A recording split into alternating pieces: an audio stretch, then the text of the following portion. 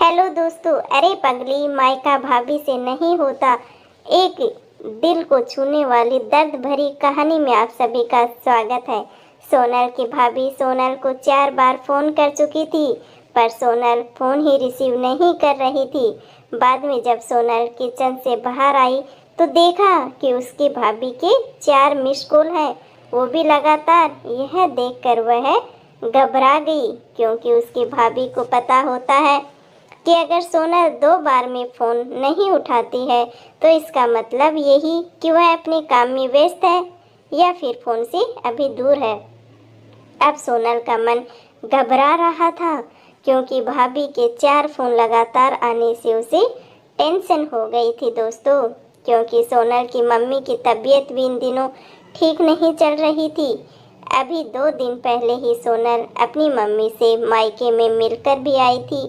फिर भी सोनल ने हिम्मत करते हुए अपनी भाभी को फ़ोन लगाया, और फ़ोन जैसे ही भाभी ने उठाया तो सोनल को रोते हुए कहा, दीदी मम्मी जी हमें छोड़कर चली गई ही है। रात को तो अच्छे से सोई थी, सुबह आपके भैया और मैंने खूब उठाने की कोशिश की, पर वह नहीं उठी। तब हमने डॉक्टर साहब को भी बुलाया था, फिर उन्होंने बताया कि मम्मी जी अब नहीं रही। दीदी आप जल्दी से घर आ जाओ। इतना सुनते ही सोनल की आंखों से आंसू बहने लगे, क्योंकि पापा तो पहले ही उसे छोड़कर जा चुके थे और अब उसकी माँ भी नहीं रही। सोनल तो बिल्कुल बेहाल हो चुकी थी। अब सोनल ने रोते रोते यह बात सक्षम यानी अपने पति को बताई, तो सक्षम ने उसे संभाला और उसे जल्दी से कार में बिठाकर मायके ले गया। सोनल जैसे ही अपने घर पहुंची तो अपनी माँ के शरीर को देखकर उससे लिपट गई और खूब रोई। आखिर में सक्षम ने उसे किसी तरह समझाया और माँ का अंतिम संस्कार किया गया। सारे विधि विधान होने के बाद भी सोनल की रुलाई रुकी नहीं रही थी। उसे माँ की बहुत याद आ रही थी। माँ चीज ही ऐसी होती है दोस्तों। तब सोनल की मौसी ने उसके आंसू पोंछे और उसे संभाला और कहा, सोनल बेटा ऐसे दुखी मत हो, दीदी नहीं रही तो क्या हुआ, मैं हूं ना तेरी मौसी। मेरा घर भी तेरा मायका है, तेरा जब मन करे तब आ जाना अपनी मौसी के घर। वैसे कहते भी तो है ना कि मौसी मतलब माँ जैसी। बेटी मैं तेरा दर्द समझ सकती हूँ, क्योंकि तेरे पापा तो पहले ही तुझे छोड़कर जा चुके हैं और आज दीदी भी चली गई है। कहते हैं ना कि माँ के जाने के बाद तो लड़कियों का मायका ही छूट जाता है। यह भाभी तो बस दुनिया को दिखाने के लिए नाम का रिश्ता होता है, क्योंकि मायका तो माँ से ही होता है। सोनल भी मन ही मन सोचने लगे कि शायद मौसी ठीक ही तो कह रही है, और वह मौसी से लिपट कर जोर जोर से रोने लगी और कहने लगी, क्या मौसी मेरा भी मायका अब नहीं रहा। तभी सोनल की भाभी दूर बैठी दोनों की बातें सुन रही थी। पहले तो भाभी ने सोनल को चुप कराया, फिर उसे दिलासा दी। फिर भाभी ने मौसी से कहा, मौसी जी आपने ऐसे कैसे कह दिया कि मायका केवल माँ से ही होता है।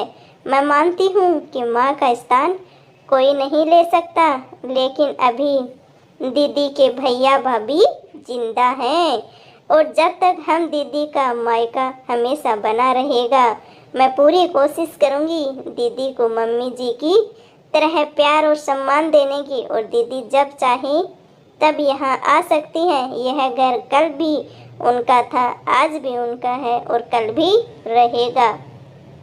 दोस्तों सारी भाभियाँ एक जैसी नहीं होती हैं, और मायका तो भाई और भाभी से ही होता है। मौसी जी मैं भी एक बेटी हूँ, मेरा भी मायका है, और मैं अच्छे से जानती हूँ कि हम बेटियों के लिए मायका कितना महत्वपूर्ण होता है। मौसी जी आप दीदी को अपने घर ज़रूर बुलाइएगा, पर उन्हें अपने भाई और भाभी के प्यार से दूर मत करिए। तभी मौसी ने कहा, बहू आज के ज़माने में तेरी जैसी सोच रखने वाली भाभी बहुत कम मिलती है। मुझे माफ़ कर देना, मैंने सोनल को गलत राह दिखाई।